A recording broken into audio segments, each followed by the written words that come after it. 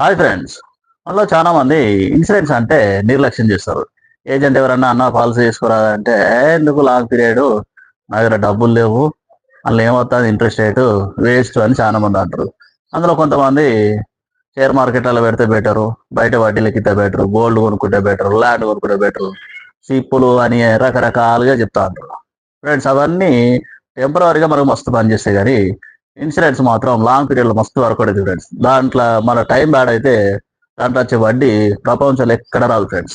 For example, ఒక 30 సంవత్సరాల ఒక ప్రభుత్వ ఉద్యోగి కొత్తగా జాబ్ వచ్చినాక ఒక 30 లక్షలకు ఇన్సూరెన్స్ కానీ పాలసీ తీసుకున్నాడు అనుకోండి ఫ్రెండ్స్.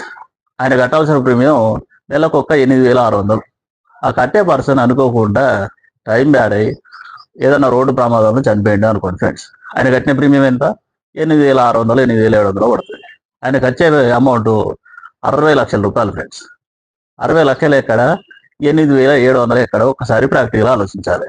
మనం ఎక్కడన్నా చీట్ వేసిన, సిప్పు కట్టిన, భూమి కొన్న, జాగ కొన్న, ల్యాండ్ మన గోల్డ్ కొన్న, ఎక్కడైనా 7-8 వేలకు 60 లక్షలు వచ్చే అంత రిటర్న్ ఎక్కడైనా ఉందా ఫ్రెండ్స్? భూమి మీద ఎక్కడ ఉండదు.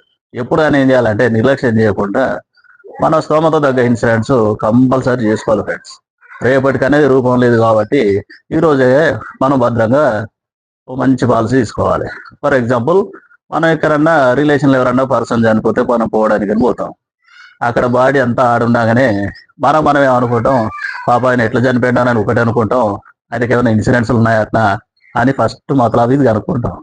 లేకపోతే ఏమనుకుంటాం, అయ్యో పాపం చేయించుకున్నా అయిపో, ఎట్లా బతుకుతారు పిల్లలు భార్య అని అనుకుంటాం. ఒకప్పుడు అంటే ఏదో రకంగా బతికేది ఫ్రెండ్స్. ఈ రోజులలో అసలు ఆ బతుకు తెరవే లేదు. అయ్యో పాప అనే వాళ్ళు ఒకళ్ళిద్దరు అయ్యో పాప అని 1-2 రోజులు అంటారు. జీవితం తాను లేరు కాబట్టి వెనక ముందు ఆలోచించకుండా మన స్తోమత దగ్గర ఇన్సూరెన్స్ కంపల్సరీ ఈ రోజే చేసుకోండి. హ్యాపీగా ఉండండి. Thank you friends. ఈ వీడియో నచ్చితే లైక్ చేయండి, షేర్ చేయండి, ఫాలో చేయండి.